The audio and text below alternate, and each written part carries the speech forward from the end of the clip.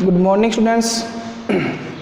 Part 4 का 3 भाग हम पढ़ चुके हैं। आज चौथा भाग है भिन्नार्थक शब्द। देखिए, भिन्नार्थक शब्द का अर्थ होता है शब्द हमें पढ़ने में एक जैसे लगते हैं। 2 या 2 से अधिक शब्द हो सकते हैं जो कि पढ़ने में हमें एक जैसे लगते हैं, लेकिन उनका अर्थ अलग अलग होता है, जो कि हमें वाक्य उच्चारण दोष की शब्द उच्चारण दोष की कमी के कारण वो हमें पढ़ने में एक जैसे लगते हैं, लेकिन व्याकरण की दृष्टि से वो शब्द अलग अलग होते हैं और उनके अर्थ भी अलग अलग होते हैं। तो आइए देखते हैं हम शब्द कौन कौन से हैं। जैसे अली, अली शब्द का अर्थ होता है भौरा, जबकि अली का अर्थ होता है सखी। अब देखिए, दोनों शब्द पढ़ने में एक जैसे लगते हैं, हालांकि शब्द अलग अलग है। अली में छोटी मात्रा आती है और अली में बड़ी मात्रा आती है, लेकिन बोलने में और पढ़ने में हमें एक जैसे लगते हैं, अली अली, लेकिन उच्चारण इनका थोड़ा अलग होगा। जैसे अली और ये हो जाएगा अली। तो अली का मतलब भौरा और अली का मतलब सखी। अचार एक खाने की वस्तु होती है, जबकि आचार का मतलब होता है व्यवहार करना। अवधि जिसका अर्थ होता है समय सीमा, और अवधि इसका मतलब होता है अवध एक भाषा। अवधि एक भाषा है जो कि अवध की है। अन्न जिसका अर्थ होता है अनाज, और अन्य जिसका अर्थ होता है दूसरा। आदि जिसका अर्थ होता है शुरू या प्रारंभ, और आदि इसका अर्थ होता है आदत। आगे देखिए, अनल का अर्थ होता है आग, जबकि अनिल का अर्थ होता है हवा। और जिसका अर्थ होता है तरफ, और जिसका अर्थ होता है तथा या दूसरा भी, इसका दूसरा भी अर्थ होता है। उदार जिसका अर्थ होता है दयालु, और उधार ऋण लेना, यानी कि हम किसी से कोई वस्तु उधार लेते हैं, ऋण लेते हैं, उसको कहते हैं उधार। कुल जिसका अर्थ होता है वंश, और कुल का मतलब होता है किनारा। कर्म कार्य, और क्रम सिलसिला, हम क्रम वाइज लिखते हैं, उसको बोलते हैं सिलसिला। उपेक्षा अनादर, किसी की उपेक्षा करना, बुराई करना, अनादर करना, जबकि अपेक्षा का मतलब तुलना करना, हम किसी दूसरे व्यक्ति से अपेक्षा करते हैं, तुलना करते हैं। प्रणाम जिसका अर्थ होता है नमस्कार।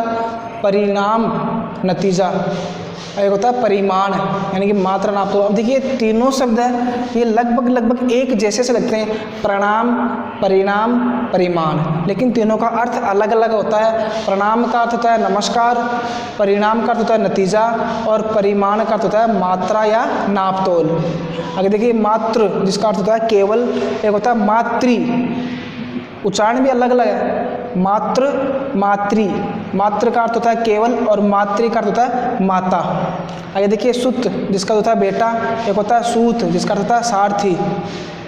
शाम का अर्थ होता है संध्या, एक होता है श्याम। देखो, ये तो है शाम, ये है श्याम। तो शाम का अर्थ संध्या, जो संध्या का वक्त होता है, सांझ का समय होता है, उसे कहते हैं शाम या संध्या।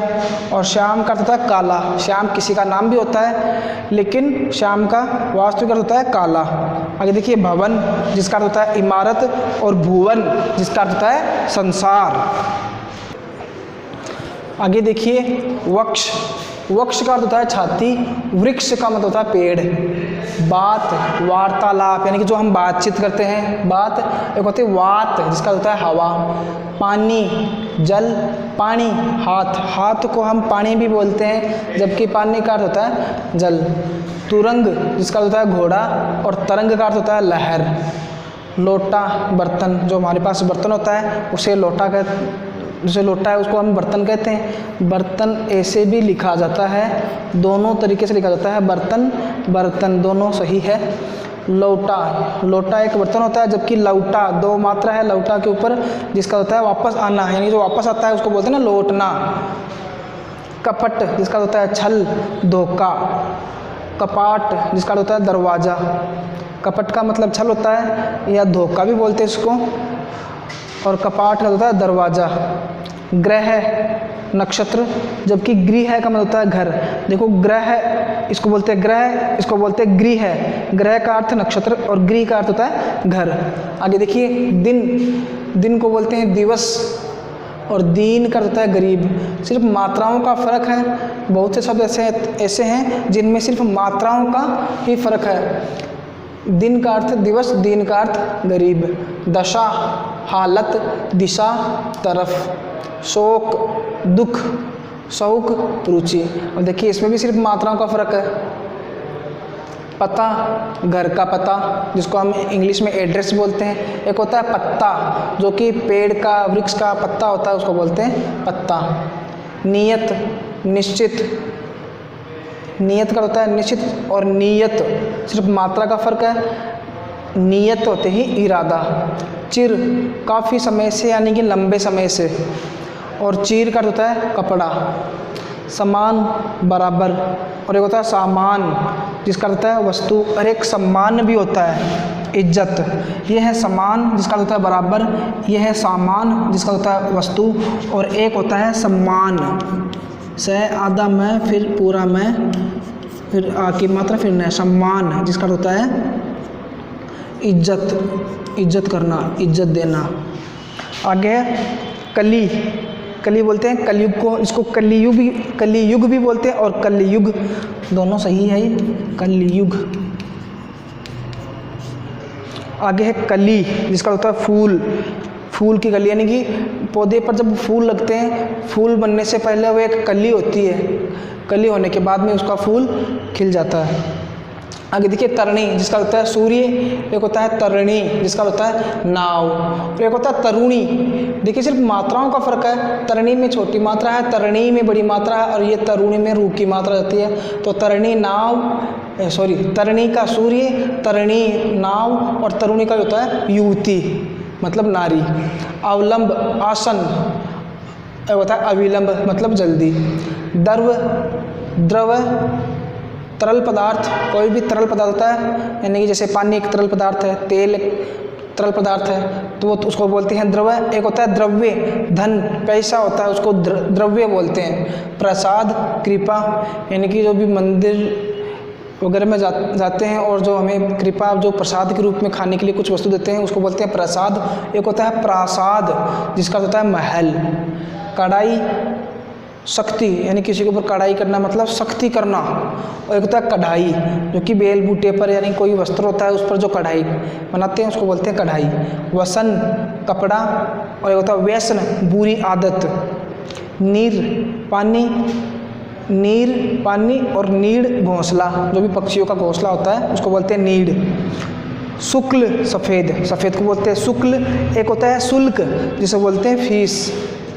व्रत उपवास, एक होता है वृत्त आकृति, एक गोलाकार आकृति होती है ना, जो कि हम मैथ में पढ़ते हैं, गोलाकार आकृति, उसको बोलते हैं वृत्त।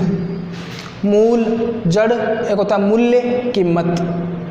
काट का मतलब काटना, और एक होता है काठ, जिसका होता है लकड़ी, लकड़ी को बोलते हैं काठ, या काष्ठ भी बोलते हैं। काष्ठ का मूर्धन्य श और ठ, काष्ठ ये भी बोलते हैं काठ को। स्त्री, जिसको होता है प्रेस, और एक होता है स्त्री, जिसको होता है नारी। देखिए उच्चारण में फ़र्क है, इन सभी के उच्चारण में बहुत अंतर है, लेकिन हमें ये बोलने में एक जैसे लगते हैं। जैसे इसको बोलते हैं स्त्री, इसको बोलते हैं स्त्री।